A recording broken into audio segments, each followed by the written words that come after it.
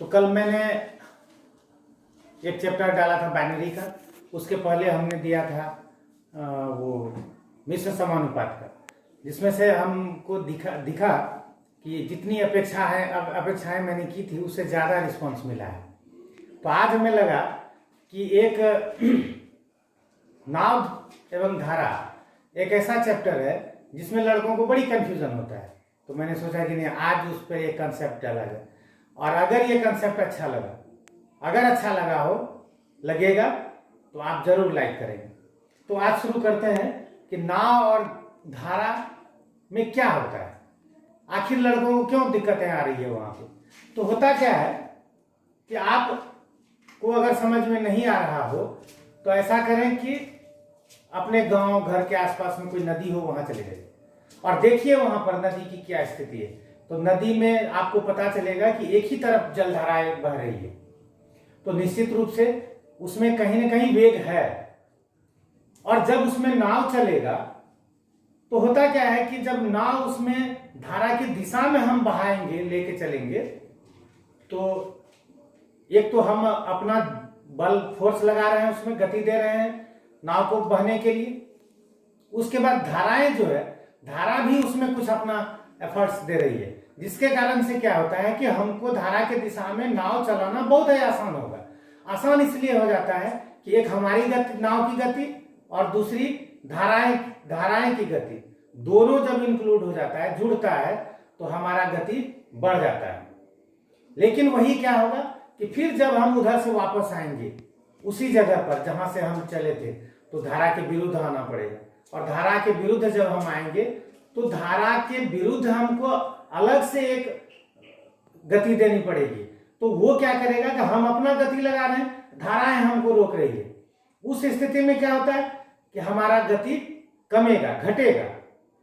तो क्या होता है कि यहां पर ये चीजें ध्यान रखने वाली है कि धारा के दिशा में जब नाविक या तैराक यात्रा करेंगे तो उनकी गति बढ़ेगी, क्योंकि एक तैराक का चाल प्लस धारा का चाल दोनों उसमें जुड़ता है। लेकिन जब फिर हम वहीं पर वापस उसी जगह पहुंचे जहां से मैंने चला था, तो धारा के विरुद्ध आना पड़ेगा। और धारा के विरुद्ध जब हम आएंगे तो क्या होगा कि हमारा गति घटेगा, स्पीड हमारा कम हो जाएगा। तो निश्चित रूप से हमें समय भी अधिक लगेगा धारा के विरुद्ध आने में। तो अभी चलते हैं, क्या होता है कि माना कि नाविक की चाल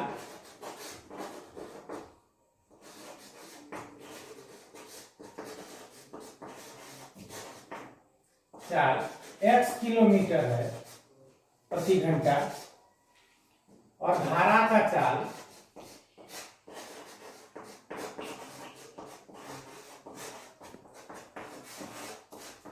y किलोमीटर प्रति घंटा है।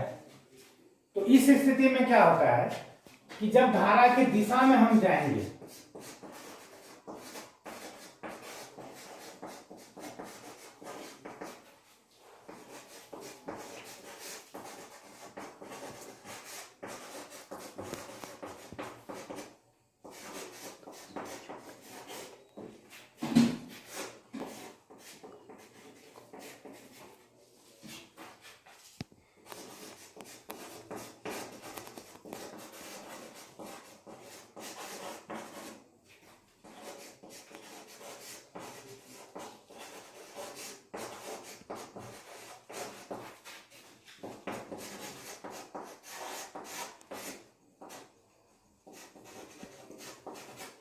बस ये होगा, इसको ध्यान में रखना है कि धारा की दिशा में नाविक की चाल x + y kilometre per hour हो जाएगा, क्योंकि धारा और नाविक दोनों का चाल उसमें जुड़ेगा।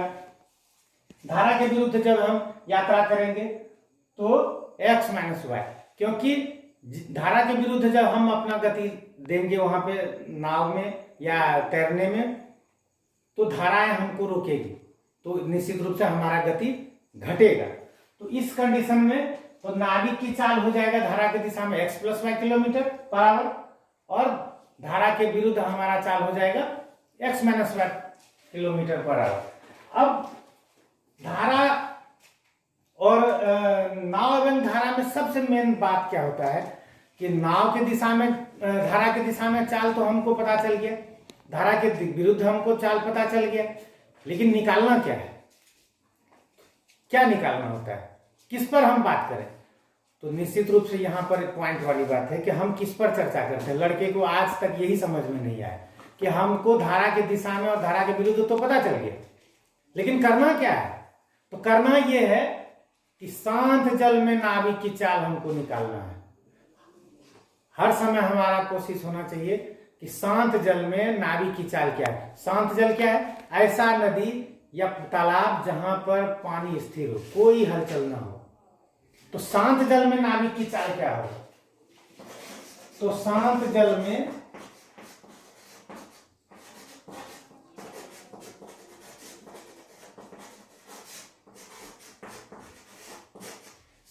में नाविक की चाल क्या होगा कि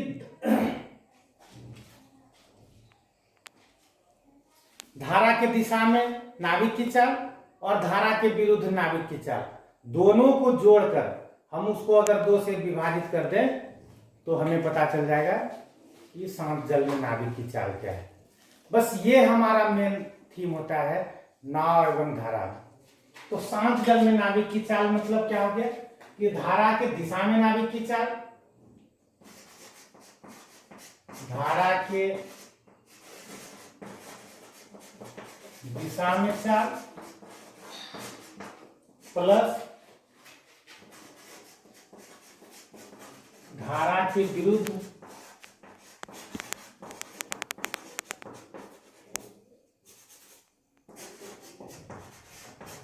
चाल बटा 2। शांत जल में नाविक की चाल हमको इससे पता चल जाएगा। अब एक और चीज होता है कि अगर शांत जल में हम धारा का चाल नाविक की चाल निकाल लेते हैं तो धारा का भी चाल होगा, नदी में जो धारा है उसका भी कुछ चाल होगा। तो धारा का चाल क्या होता है? धारा की चाल बराबर। अब यहां पर हम देख रहे हैं कि धारा के दिशा में चाल और धारा के विरुद्ध चाल, ये 2 चीज तो हमको चाहिए ही चाहिए। अब इसको हमने जोड़ करके 2 से डिवाइड किया है। यहां पर अगर हम इसको घटा करके डिवाइड कर दें तो हमें पता चल जाएगा कि धारा का चाल क्या है, ठीक ना। तो यहां पे क्या करें, तो धारा के दिशा में चाल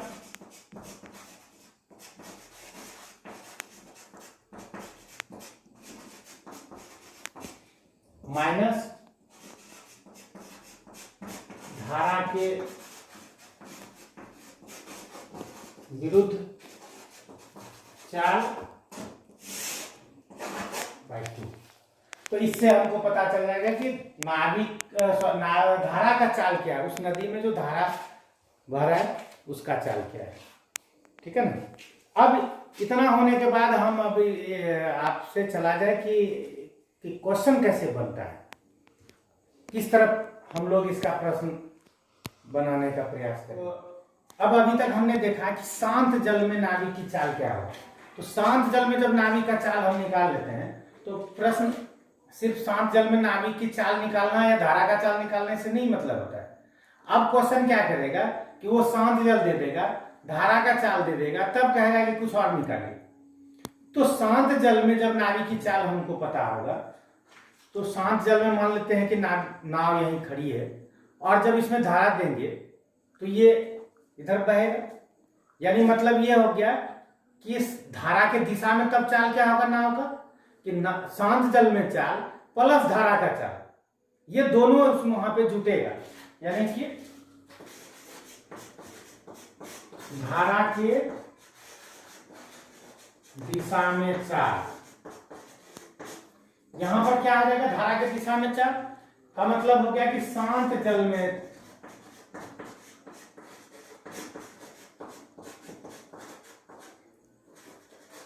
नाव की चाल जोड़ धारा का चाल। क्योंकि जब शांत जल होगा और धारा उसमें हम देंगे तो धारा देंगे तो धारा की तरफ बहाव होगा उस नाव का, तो उसकी गति हो जाएगी कि शांत जल में नाव की चाल प्लस धारा का चाल। उसके बाद धारा के विरुद्ध अगर हमको चाल निकालना है तो क्या होगा कि शांत जल में नाविक की चाल माइनस धारा का चाल।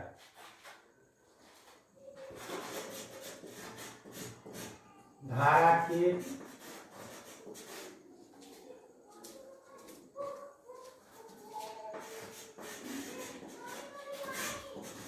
विपरीत नाव की चाल। ये क्या होगा कि शांत जल में चाल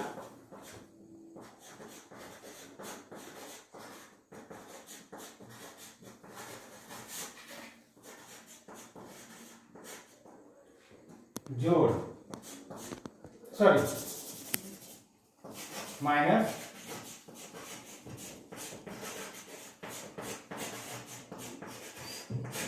धारा का चाल। ये दो चीज और ध्यान रखने वाली बात है। यहां पर क्या है, यहां जितना चीज लिखा गया है वो लिखने की जरूरत नहीं है। अगर नाव और धारा को आप ध्यान में रखें तो ये फॉर्मूला नहीं है, ये कंसेप्ट है और आप अपने मन में बैठा करके सारे प्रश्नों का हल निकाल सकते हैं। तो अब चलते हैं कि कुछ एक आध प्रश्न ऐसा लिया जाए जिससे कि आपको एक फायदा नजर आ जाए कि हम किस कंसेप्ट पे वहां काम करते हैं, हमें फार्मूला याद रखना है या नहीं रखना है। ठीक है, तो चलते हैं, एक प्रश्न लेते हैं और उसके बाद फिर अभी देखिए कि एक प्रश्न आपके सामने हमने लिखा है, यदि शांत जल में किसी तैराक की चाल 9 किलोमीटर व धारा की चाल 5 किलोमीटर हो तो धारा के प्रतिकूल व धारा के अनुकूल तैराक की चाल ज्ञात करें। ठीक ना, तो अभी हमने तुरंत इसके पहले एक बताया था कि अगर शांत जल में नाविक की चाल या तैराक की चाल अगर हमें पता हो और धारा का चाल पता हो तो हम धारा के दिशा में और धारा के विरुद्ध या विपरीत या प्रतिकूल हम उसका चाल ज्ञात कर सकते हैं। तो निश्चित रूप से शांत जल होगा और नाव इस तरह से है और धारा का गति इस ओर हो तो क्या होगा कि शांत जल में नाविक की चाल माइनस धारा का चाल, तो क्या होगा कि धारा के विरुद्ध उस तैराक का चाल ज्ञात हो जाएगा। यानी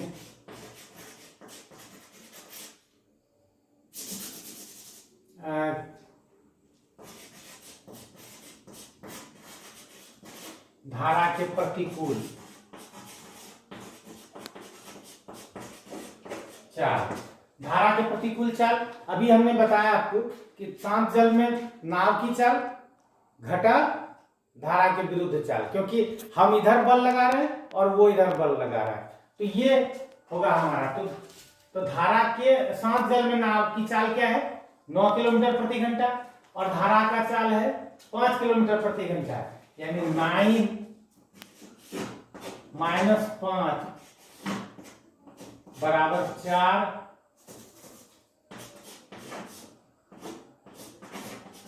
किलोमीटर प्रति घंटा। ये धारा के प्रतिकूल उस नाविक की चाल हो जाएगी। अब धारा के दिशा